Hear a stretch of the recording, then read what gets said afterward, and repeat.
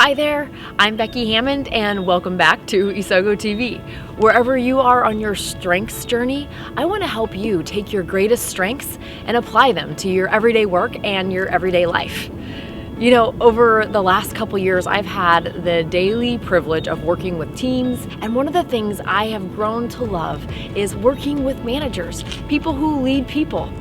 And the one common thing that I see from my own experience and theirs is that managing is hard. It's tough, whether you're managing one person, 20 people, or an entire army of people. It is such a challenging thing to do. You know, we realize that people can't be manipulated into being motivated, and they're not just gonna jump when we ask them to. So today, in episode 3, I want to give you a starting place for outstanding managing by telling you the one thing that all great managers do. So if you're a manager or you lead a team, this one is for you. I've seen it and I'm living it. So let's explore. What is that one thing that great managers do? Okay, I've been trying to decide if I should share with you the solution or the problem first, and I got it narrowed down. I'm gonna tell you the solution. The one thing that great managers do is individualize. You hear it from Marketing Buckingham, from Gallup, from Michael Hyatt, from people that you know and respect, that great managers, not just good managers, but great managers capitalize on people's strengths to get to success. And they can only do that by individualizing. I've seen it in what I've done, and I'm sure you've seen it in what you've done as well, especially in your role as a manager, and we've all reported to people, right? You know, but I guess on the other side of that, so when there's a solution, there's always a problem too. And one of those problems is something that I recently discovered in the State of the American Workforce report in 2015, said that only 1 in 10, so out of 10 people, only 1 is equipped, that's 6, only 1 is equipped with natural talent for managing. That's it. 10 of us, only 1 is equipped. So what about the other, is this 9? 9 of us. What does that mean for us? Because you've seen it happen, right? You do really well in what you're doing. You are really successful. Maybe you're killing it in sales, or you're a super successful engineer, or you've been doing a really great job as an account manager. And so as a reward for your success, you get promoted to a manager. And then we are expected that we use the same skills and the same talents that we use to get to a place of success as an individual person to get to our place of success as a manager. So I heard it when I took on my first managerial role from my boss. I heard this, and I can still remember the exact line.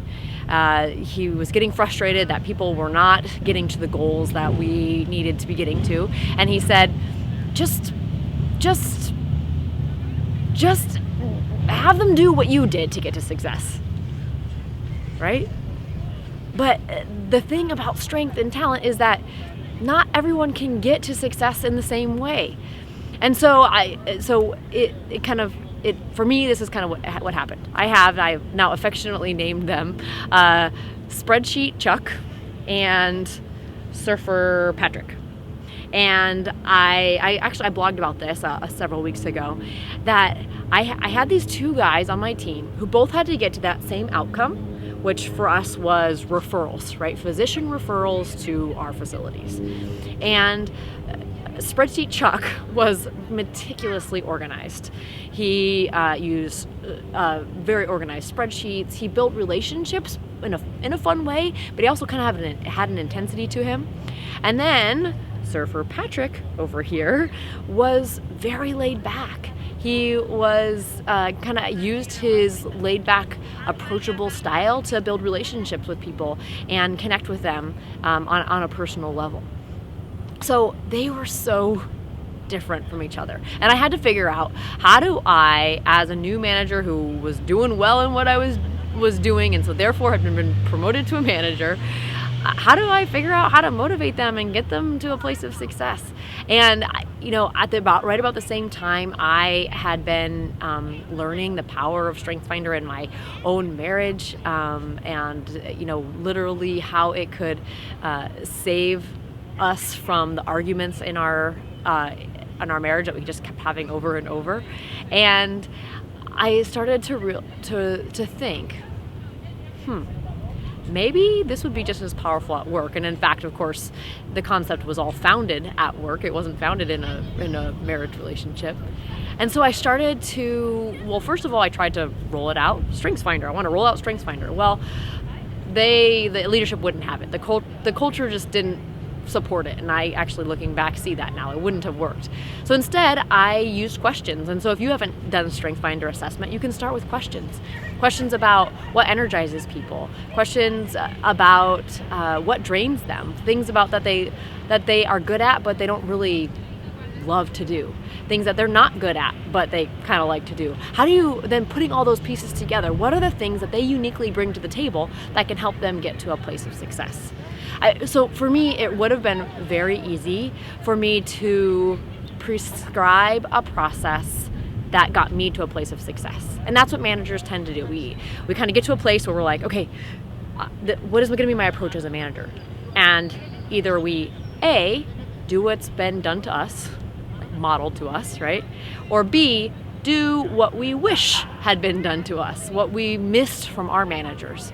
And so it would have really been easy for me to prescribe a process for both Spreadsheet Chuck and Surfer Patrick to follow.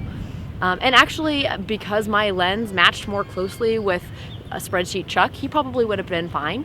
And there would have been some things he was missing, but he probably could have managed it. But Surfer Patrick, he just would have been crushed. He would not have been able to get to a place of success, because if he had to get his car all organized and his spreadsheet all in order, he never would have even made it out the door to build the relationships that he was so good at doing with his casual style.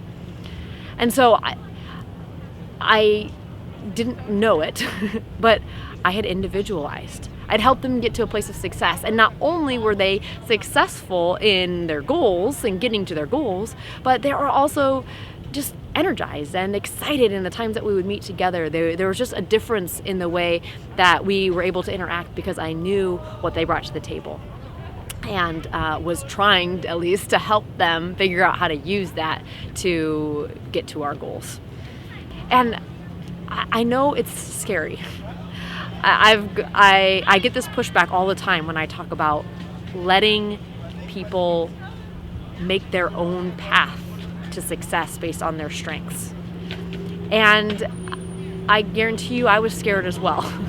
I had to close my eyes when I got anywhere close to Surfer Patrick's car, because it would have thrown me into a conniption that it was so disorganized. Like, how could you work like this in this environment? But he could, right? And he made it work. And they were successful, and they were energized, and they were engaged. And the company, my boss, got what he wanted. But it wasn't by cloning me. It wasn't by doing what had been done to me or what I wish had been done to me as from my managers. But it was by finding their strengths, uncovering their strengths, unleashing them to do it in their own individual way. Okay, so let's use this. Managers, team leaders, how do we really apply this concept of individualizing to our teams, to the people that we manage? It takes practice. So today, this week, maybe even right now, I want you to think through your team members and do 3 things. The first is, think through, what is it that they uniquely offer? Where are they strong where maybe some of the other people in your team aren't? What do they contribute? And then second, tell them about it. Recognize them for that uniqueness. Sit down with them for an intentional time to let them know what it is that you see in them that's strong and that they contribute. And then third, work together to figure out how you can apply that strength to their role or to their or to the team, so that they can use that strength to help your team get to a more ultimate success. they are going to be excited that you do this with them. They are going to feel motivated and energized by the attention that you give them and the details that you're pulling out from them and seeing strength in them. And I'm really excited. Actually, there's an infographic that I prepared for you so that you can leave it on your screen or print it out as a reminder of these things that you can do to help individualize, because it's the one thing that great managers do. So you can head over to isogostrong.com to the blog for this episode 3, and you can download that infographic there. It's really cool. I love it. I think you're gonna love it too. And then while you're over there, I would love for you to leave a comment or the comments on YouTube, because I want this to be a place where we can connect and talk about what are our challenges as managers. Did it work when you talked to them about their strengths, and how did you apply it? I want this message of strengths to get out to the world, to help eliminate the hate and strife and unnecessary frustration that comes when we don't understand each other, because we don't understand that we all bring strengths. So please share this in your own circles, Facebook, Twitter, Instagram, LinkedIn, talk to your own manager. Let them know about Isogo TV, where there are resources here to help us apply our strengths to our lives and our work. Really, mostly though, I'm just excited that you joined me here today, and I am looking forward to seeing you again next week on Isogo TV.